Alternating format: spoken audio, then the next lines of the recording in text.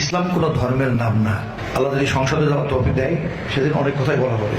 আমি ওদিকে যাব না, মানুষ লেখাপড়া কম জানে। শুনলেন তো আপনারা কি বললেন উনি? ইসলাম নাকি কোনো ধর্মের নাম না। নাউজুবিল্লাহ মিন যালিক। খোদা তাআলার লাহানত তোমার মতো ব্যক্তির উপরে। তুমিই তো সেই ব্যক্তি যে কিনা পূজায় গিয়ে গীতা পাঠ করেছিলে। আচ্ছা, এই নাফরমানকে জুতা পিটা করে না কেন? ইনি নাকি আবার জামাত ইসলাম থেকে এমপি নির্বাচন করবে। ইনার মতো ব্যক্তিকে তো জুতা পিটা করা উচিত। ইসলাম হচ্ছে একটা শান্তির ধর্ম। ইসলাম হচ্ছে একটা পূর্ণাঙ্গ জীবন ব্যবস্থার প্রতীক। ওনার সামনে যে ব্যক্তিগুলা বসে বসে ওনার এই বয়ানগুলা শুনতেছেন, তোমাদের প্রতিও খোদা তাআলার লাহানত পড়ুক। কারণ তোমরা অন্ধভক্ত হয়ে গেছো, তোমাদের বিবেকবোধ হারায় গেছে। তুমি জামাত ইসলাম করবা না বিএনপি করবা, তোমার যেই রাজনৈতিক দল ইচ্ছা হয় তুমি সেইটা করো, কিন্তু ইসলামের ব্যাপারে কখনো আপোষ কইরো না। ইসলামের মধ্যে এরকম 2-4টা নাফরমান না থাকলে ইসলামের কোনো ক্ষতি হবে না, বরঞ্চ এরা থাকার কারণে ইসলামের ক্ষতি হয়।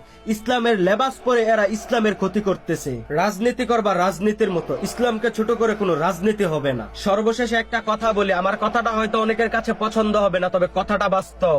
বাংলাদেশকে আপনারা যে একটি ইসলামিক রাষ্ট্র প্রতিষ্ঠা করার স্বপ্ন দেখতেছেন, এবং কি বাংলাদেশের জনগণ যে আপনাদেরকে সমর্থন দিচ্ছে, আপনাদের এই কার্যক্রম এদের মতো 2-4 জন নাফরমান থাকলে কোনোদিনও সফল হবে না। জামাতের ইসলামের উদ্দেশ্যে একটা কথাই বলবো, এইসব নাফরমানদেরকে বহিষ্কার করুন। এরা হচ্ছে ইসলামের নাম নিয়ে চলা, মুসলমানের নাম নিয়ে চলা সবচেয়ে বড় নাফরমান।